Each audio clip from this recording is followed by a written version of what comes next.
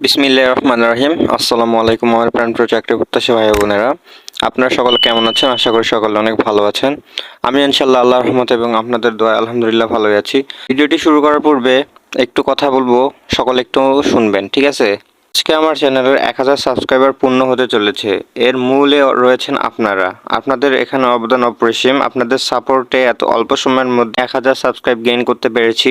তাই আপনাদের কাছে কৃতজ্ঞতা এবং অসংখ্য ধন্যবাদ জানাই। আপনাদের একটি লাইক, একটি কমেন্ট আমাকে অনেক মোটিভ করে এবং আমরা সর্বোচ্চ দিয়ে আপনাদের রিয়েল নিউজ দেওয়ার সবসময় চেষ্টা করি। এবং রিকোয়েস্ট করছি, যারা এখনও আমার চ্যানেলটিকে সাবস্ক্রাইব করেনি অবশ্যই করবেন। তবে অবাক না করে ভিডিওটি শুরু করা যাক।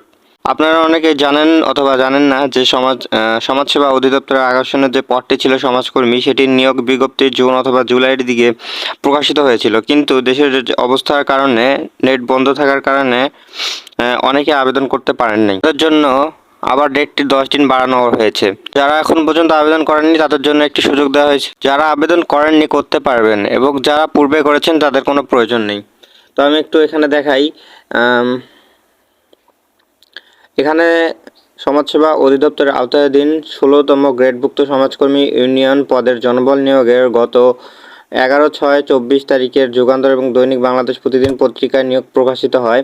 আবেদনের শেষ তারিখ ছিল 18/7/24 এবং ওই সময় দেশের অবস্থার কারণে, বিশেষ ইন্টারনেট সেবা বন্ধের কারণে 18/7/24-এর মধ্যে অনেক চাকরি প্রার্থী আবেদন করতে সক্ষম হননি। মানে যেটি আপনাদেরকে একটু আগে বললাম সেটি।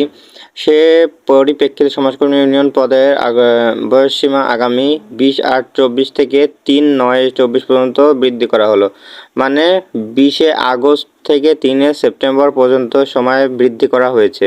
তো আপনারা গত মাসের 3 তারিখ পর্যন্ত আবেদনের সময় পাবেন। যারা করেছেন তাদের কোনো প্রয়োজন নেই এবং যারা করেননি তারা করতে পারেন চাইলে, ঠিক আছে?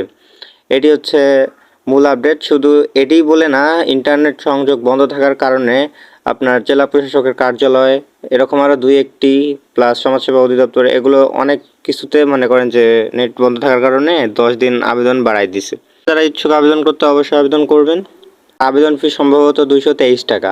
কারো যদি বেশি সমস্যা হয় তাহলে আমাকে যোগাযোগ করিয়ে আমার সাথে, আমি এখন ফ্রিতে আবেদন করার ব্যবস্থা করে দেবো। কোর্ট ফি সেটা দিবেন, আমি ফ্রিতে অনলাইনে আবেদন করে দেবো। কোনো রকম টাকা পয়সা লাগবে না, ফ্রিতে। ভিডিওটি এই পর্যন্তই। ভালো লাগলে অবশ্যই একটি লাইক দিবেন ভিডিওতে এবং চ্যানেলটি অবশ্যই সাবস্ক্রাইব করবেন। তো সকলে ভালো থাকবেন, সুস্থ থাকবেন। আসসালামু আলাইকুম।